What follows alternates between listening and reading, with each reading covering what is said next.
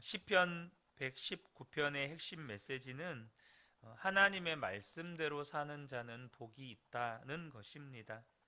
저와 여러분이 정말로 이것을 믿는다면 이제부터라도 우리 생의 마지막까지를 하나님의 말씀대로 살아야겠다는 분명한 믿음의 결단이 있어야 합니다.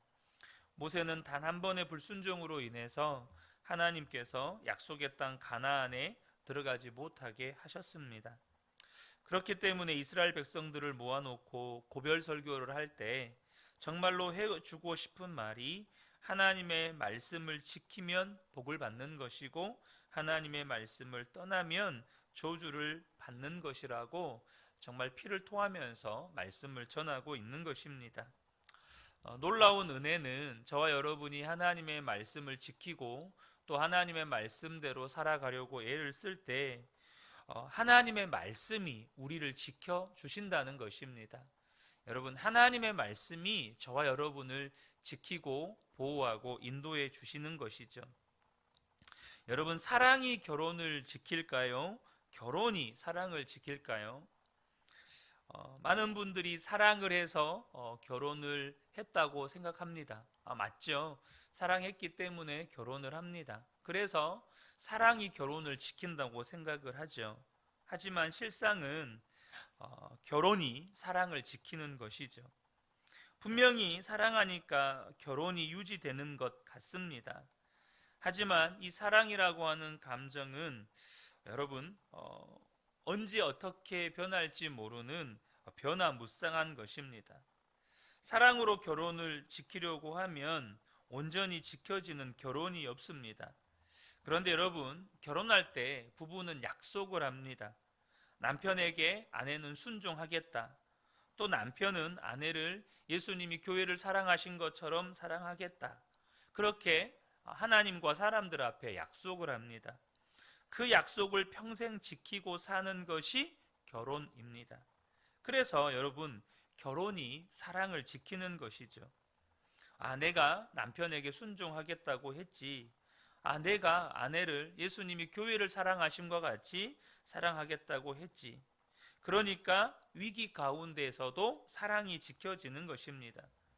똑같습니다. 저와 여러분이 하나님의 말씀을 지키려고 애를 쓰면 우리는 말씀을 지키려고 애를 썼는데 그 말씀이 나의 믿음도 지켜주고 나의 마음도 지켜주고 나의 생각도 지켜주고 나의 삶 또한 지켜주는 것을 경험하는 것이죠.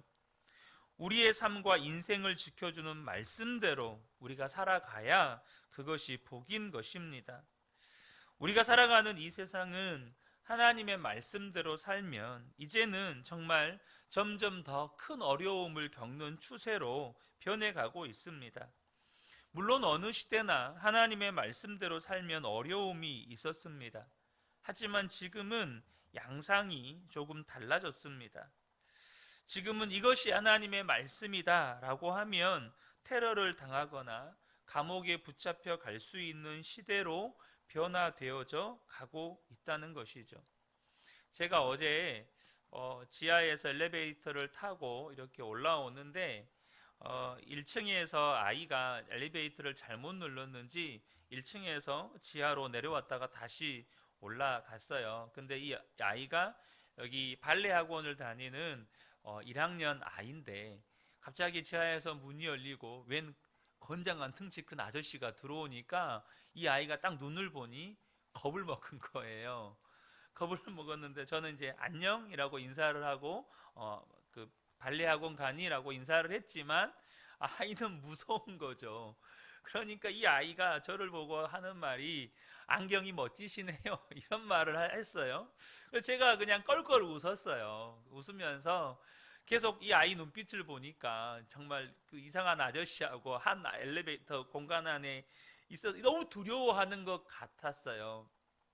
근데 제가 이제 어쨌든 제 소개를 해야겠다 생각해서 발레 학원 앞에 있는 교회의 목사님이야 라고 이렇게 소개를 했지만 아이가 더 무서워하는 것 같은 거예요.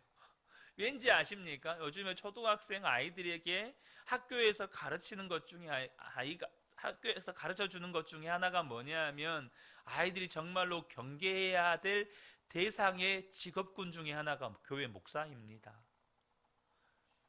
아이들이 정말로 교회 목사님이 따라가라고 하면 가면 안 돼.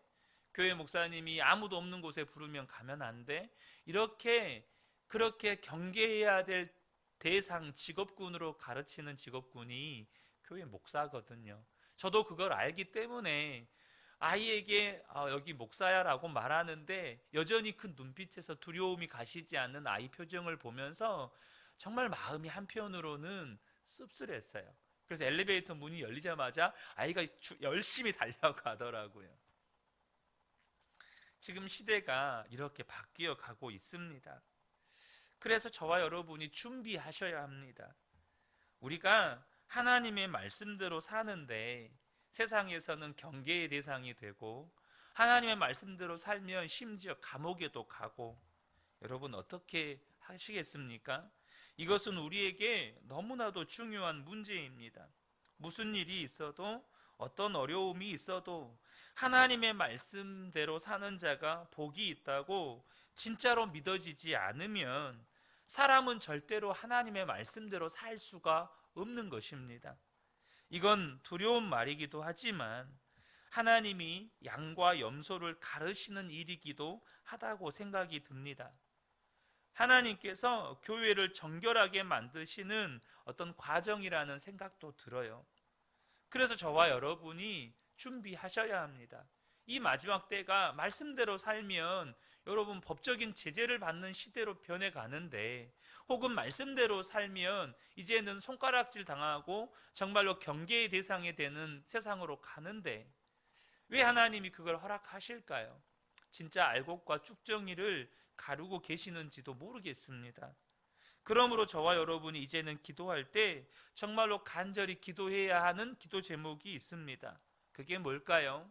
하나님, 제가 어떤 상황과 형편에서도 또 제가 어떠하든지 간에 하나님의 말씀대로 살게 해 주십시오. 오직 주의 말씀에 순종하며 살게 해 주십시오. 이것이 저와 여러분의 간절한 기도의 제목이 되어야 합니다. 시편 기자도 그렇게 기도합니다. 5절을 보면 내가 주님의 율례들을 성실하게 지킬 수 있도록 내 길을 탄탄하게 하셔서 흔들리는 일이 없게 해 주십시오. 시편 기자도 하나님의 율례들을 성실하게 지킬 수 있도록 정말로 흔들리는 일이 없게 해 주십시오라고 기도를 합니다. 여러분, 우리 안에 예수를 믿는 게 분명하다면 하나님의 말씀대로 살고 싶은 것이 우리의 마음이지만 살 수 있는 힘은 오직 하나님이 주십니다. 하나님이 말씀대로 살 수 있게 해 주셔야 사라지는 것입니다. 그러니까 우리가 기도해야 하는 것이죠. 기도하면, 그리고 말씀대로 살려고 몸부림치면 여러분 부끄러움을 당하지 않게 되는 것입니다. 6절을 보면 내가 주님의 모든 계명들을 낱낱이 마음에 새기면 내가 부끄러움을 당할 일이 없을 것입니다 라고 시편 기자가 고백합니다. 한때 유명했던 광수생각이라는 만화책이 있습니다. 아마 기억들을 하시는지 모르겠어요. 그 광수생각이라는 책에 이런 내용이 있습니다. 어느 회사의 과장이 갑자기 세상을 떠났습니다. 그래서 회사 직원들이 문상을 와서 그 아내 되는 분에게 그런 이야기를 했습니다.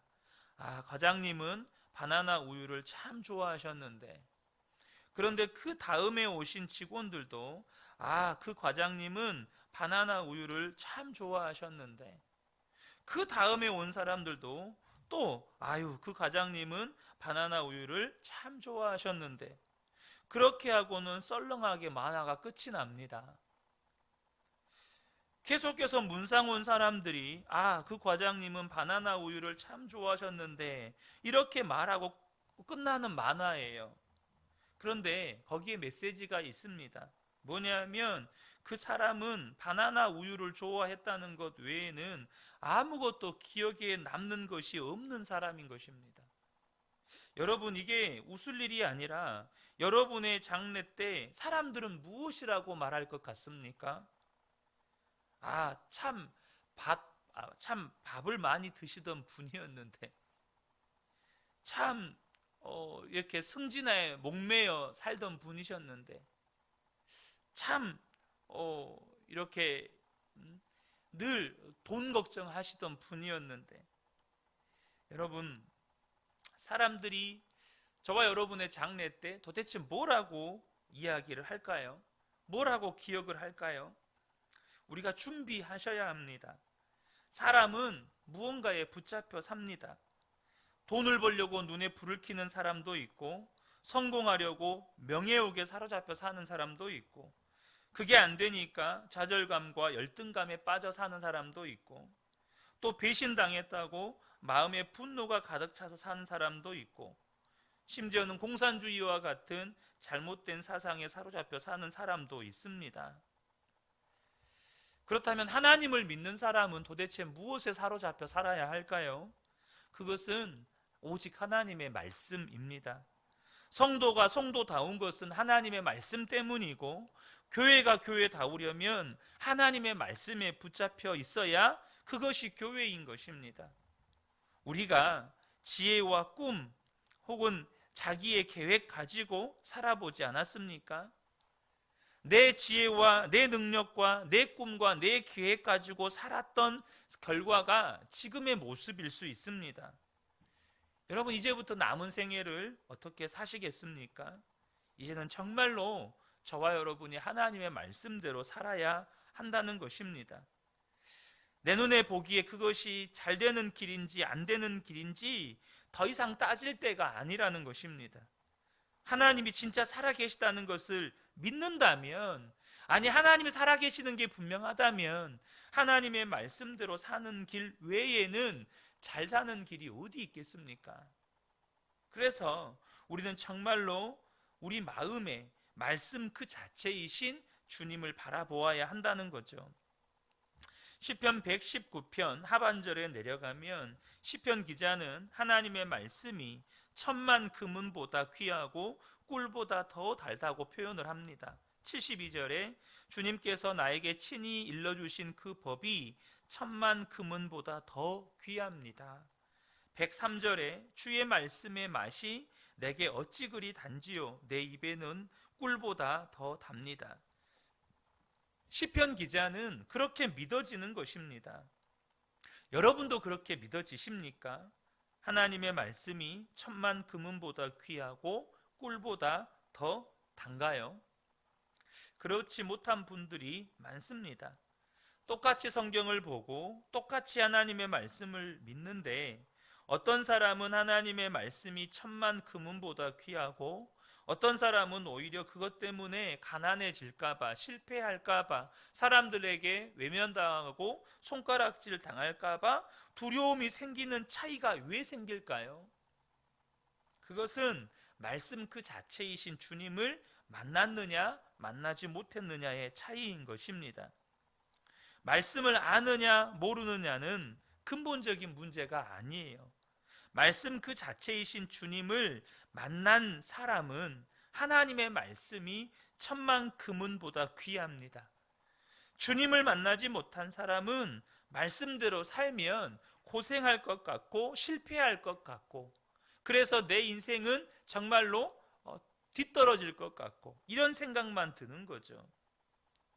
하나님의 말씀은 단지 성경에 기록된 문자가 아닙니다. 하나님의 말씀은 실제로 영적인 생명을 가지고 있는 살아있는 말씀이라고 표현을 합니다. 히브리서 4장 12절에 하나님의 말씀은 살아있고 활력이 있어 좌우의 날선 어떤 검보다도 예리하여 혼과 영과 및 관절과 골수를 찔러 쪼개기까지 하며 또 마음의 생각과 뜻을 판단하나니. 여러분, 하나님의 말씀이 살아있는 역사하는 말씀이라는 것이 도대체 무슨 뜻일까요? 많은 분들이 하나님의 말씀이 살아있다는 것을 잘 이해를 못합니다. 하나님의 말씀이 정말로 내 속에 역사하고 있다는 것을 경험하지 못한 분들이 많아요. 제가 첫 사역했던 교회에서 6년이 조금 넘게 사역한 후에 담임 목사님이 그 교회를 사임하시고 교회를 개척하시면서 저에게도 함께 개척하자고 콜링을 하셨습니다. 신 목사님 함께 개척하는데 참여하시면 어떻겠습니까? 그런데 목사님이 하신 말씀이 내 앞길도 불분명한 상태에서 제가 신 목사님의 생활을 책임져 줄 수 있다고 말은 못 하겠습니다. 그러니 신 목사님이 기도하고 결정하시면 좋겠습니다. 그때 늘 읽던 성경 말씀 그 순서대로, 이렇게 성경 읽기표의 순서대로 말씀을 펴서 읽습니다. 그런데 그 다음날 제가 읽었던 성경이 룻기서부터였습니다. 룻기 1장을 폈어요.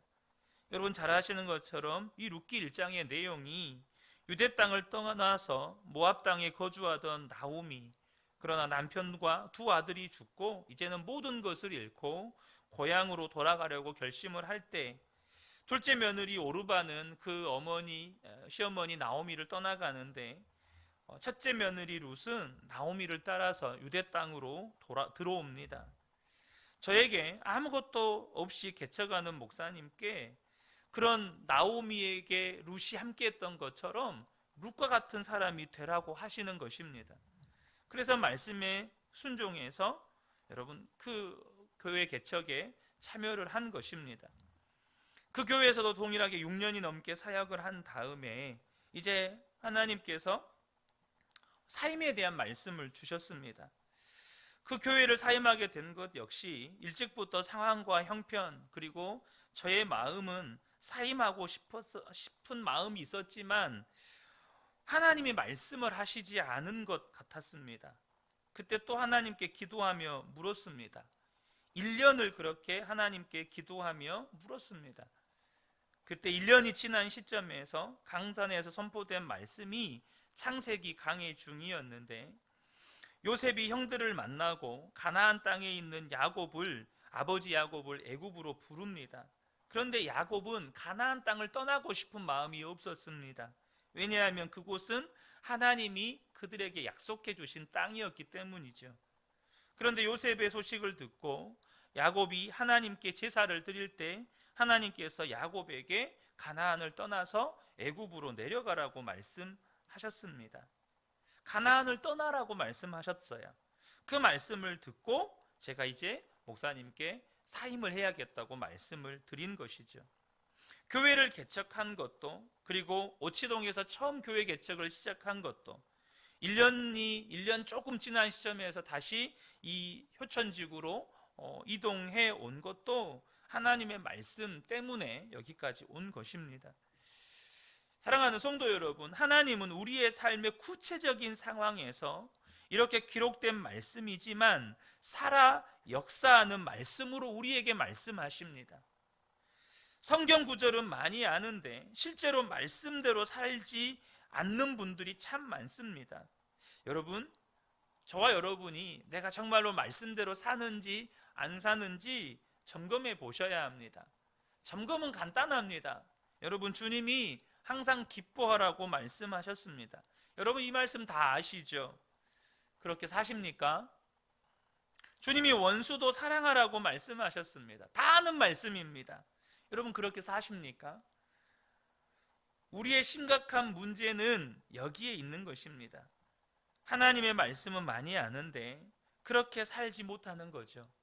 하나님의 말씀을 아는데 그렇게 살지 못할 때 우리는 주변 사람들에게 하나님의 영광을 가리는 존재가 되는 것입니다.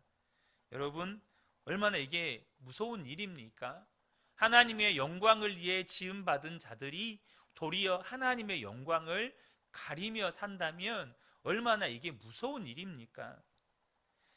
여러분, 왜 그렇게 된 것일까요? 말씀 자체이신 주님과 온전히 동행하지 않기 때문입니다. 말씀 자체이신 주님이 나와 함께 계심을 분명하게 알고 믿으면 말씀대로 살지 않을 수가 없게 되는 거죠.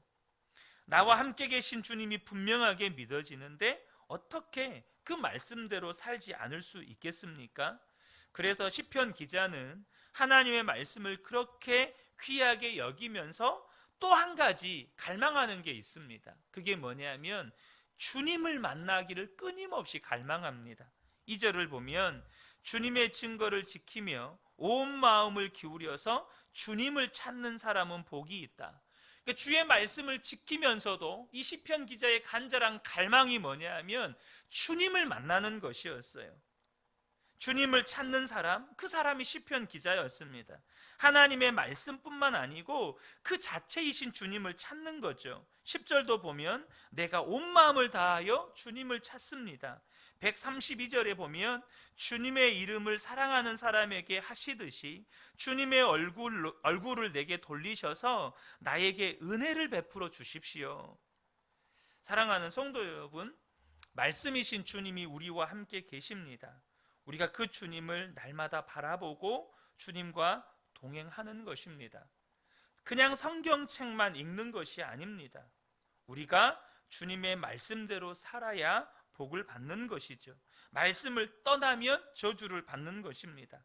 정말로 그렇게 믿고 성경을 펼쳐서 읽고 말씀 그 자체이신 주님이 나와 함께 계심을 정말로 믿고 주님과 동행하고 살게 되면 말씀이 저와 여러분을 지키는 것이죠. 사랑하는 성도 여러분, 저와 여러분이 말씀을 그렇게 붙잡고 말씀을 지키고 살면 말씀하신 그대로 하나님이 말씀하심으로 인하여 저와 여러분이 복을 받게 되는 것입니다.